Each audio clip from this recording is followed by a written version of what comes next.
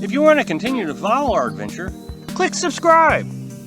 So you don't miss anything, click the bell notification. I get a lot of questions about my electric system. Specifically, one of the biggest questions I get is what size inverter do I need? How many batteries I need? Those kind of questions.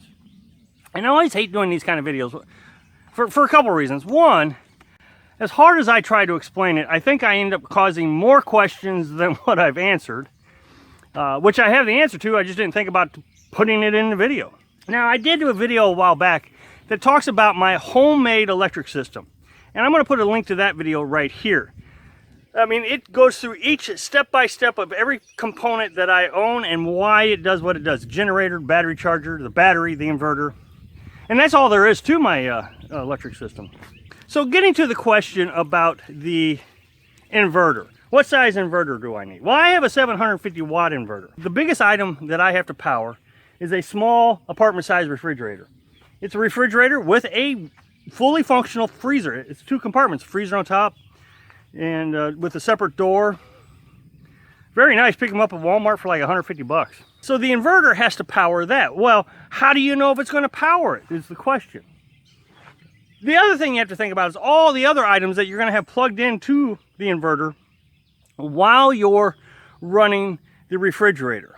You know, your cell phones, your computers, all that stuff. Before I get into that, let's identify what an inverter is. You have 2 types of electrical systems on this planet. You have AC electric, which is called alternating current electric. And that is the electric that you have going into your house. All your appliances run off alternating current. And what alternating current means is your current cycles. It alternates. 60 cycles. Up, 60, down, 60. Up, 60, down, 60. What the inverter does is take DC electric. Now let's explain what DC electric. DC electric is direct current.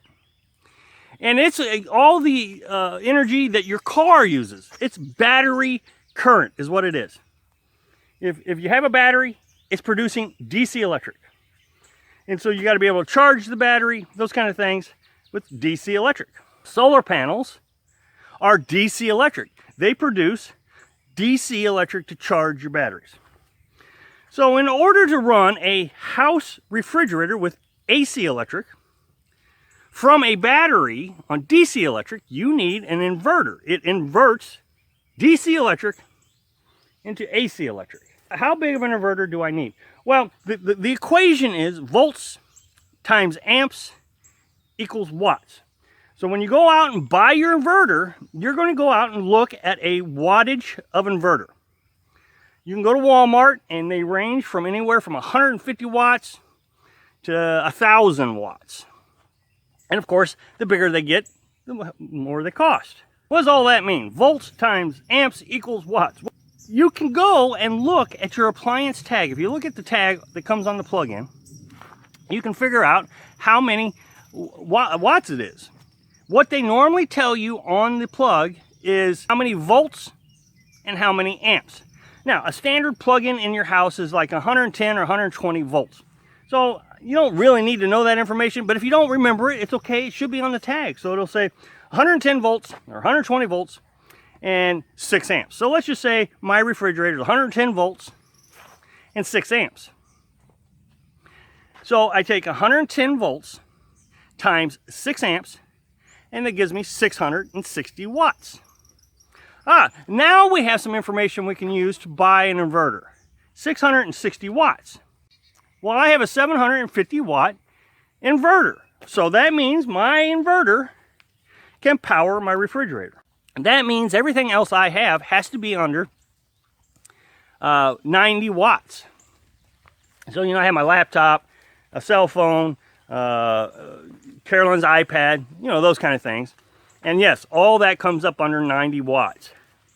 Now, batteries. There's kind of a misconception from a lot of people about batteries. I have one battery. Well, actually, I have my battery and a truck battery. I tie them together, but I don't want to get into that. I don't want to confuse the issue. I have one battery, and people always want to know, how many amp hours is it? Well, it's 122 amp hours.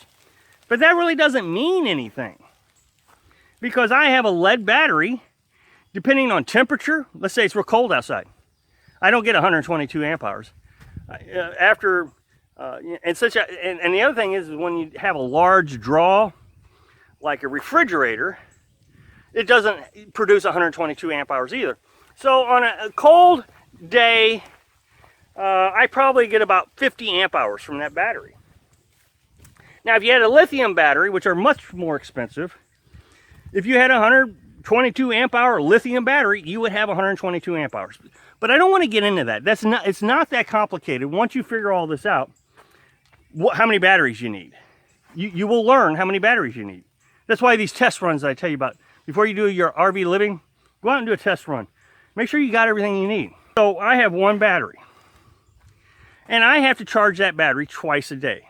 3 hours in the morning, 3 hours in the evening, for a total of 6 hours. People continuously tell me that if I got another battery, I would not need to charge as long. They seem to think that 2 batteries will allow me less runtime on my generator. So let's just say they think that if I got another battery, I'd only have to run the generator 3 hours, which somebody actually told me. That if I got another battery, I'd only have to run the generator to charge the batteries. This is important, to charge the batteries for 3 hours. Well, that's not true. It has nothing to do about how many amp hours you got in a battery.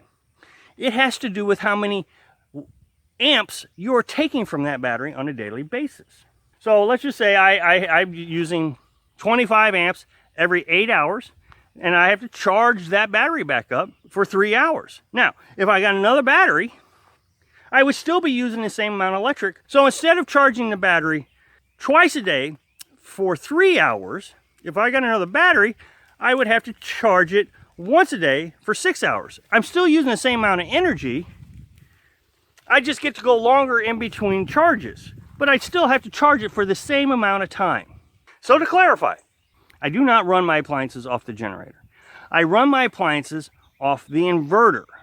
I plug a typical car battery charger into the generator, and I charge the battery with the battery charger.